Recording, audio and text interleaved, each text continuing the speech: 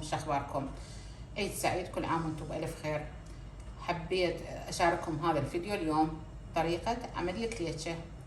خليكم وياي بالمقادير. ابدأ المقادير وياكم. 12 قلاص طحين صفر، هذا القلاص قدامكم بنات. عندنا هنا دهن حر وزبد، اخبط بنات دهن حر وزبد. هذا الزبد واضح لكم بالشاشة. 6 قلاصات قلاص الطحين، 6 قلاصات زائد 12 قلاص طحين، وخاشوقتين سكر ورشة ملح. تمام. المكونات الجافة: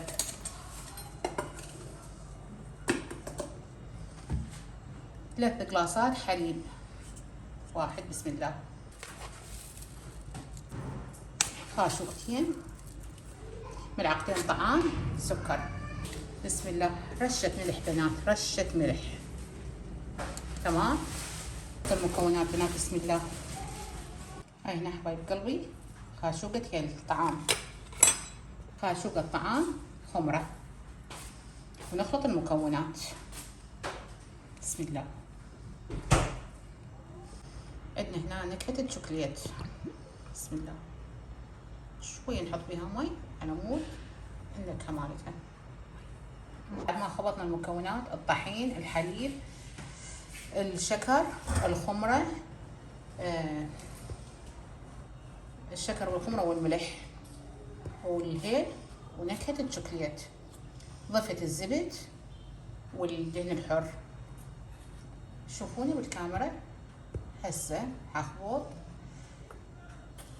لابس الدهن الحر والزبد بالمكونات اللي ذكرتها.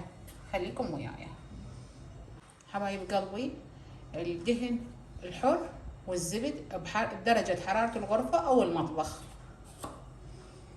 تمام بنات. وهاي الطريقة اللي لابس فيها العجين الطحين والدهن الحر. خليكم وياي لابسها نكملها على مود نضيف لها المي.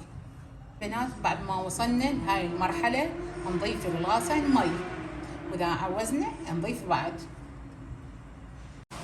حبايب قلبي وهاي شكل العجينة، جربوها جربوها. حبايب قلبي وهذا الجوز، الحشوة اختياري لكم. الجوز عليه سويت شيرة وطحنته نص يعني مو ناعم. وهذا التمر منزوع النوع، وبطت عليه سمسم، وسهيناه على النار، خبطنا السمسم والدهن الحر بيه.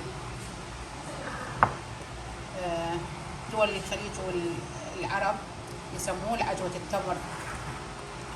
ونحن الحلقوم بنات حبايب قلبي. هاي الحشوة عندنا، تابعوا الفيديو خطوة بخطوة حلفها واصورها بنات بهذا الجهاز وهذا الجهاز الكليتشة. تمام. بعد ما صورنا العجينة بهذا الشكل حشيناها حلقوم وتمر وجوز، وحنشويها بالجهاز. خليكم وياي. وهاي الشوية بالجهاز بنات. تمام.